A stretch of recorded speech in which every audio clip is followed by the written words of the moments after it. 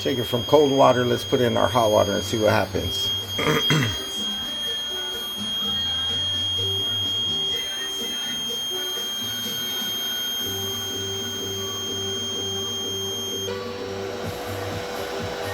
Okay, our inline fan is turned on.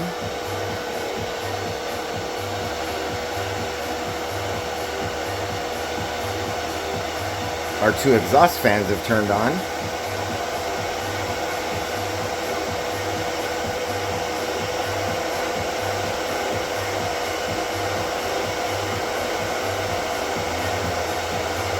And our intake fan is turned on.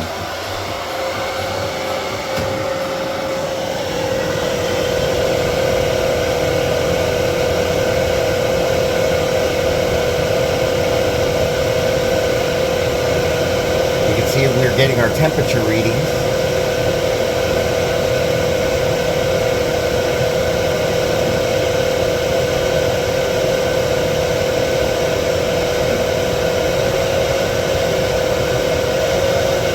You can hear the inline fan adjusting dynamically based on those temperature readings.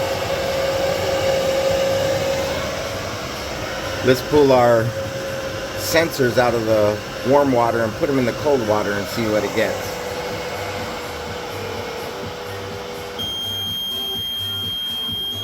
Immediately it sensed that it was too cold and it needs to shut all the fans off.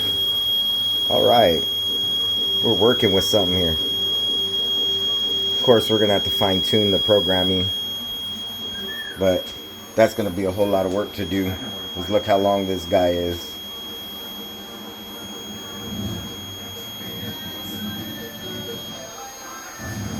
It's quite a few lines to go through. It's not too crazy, but alright.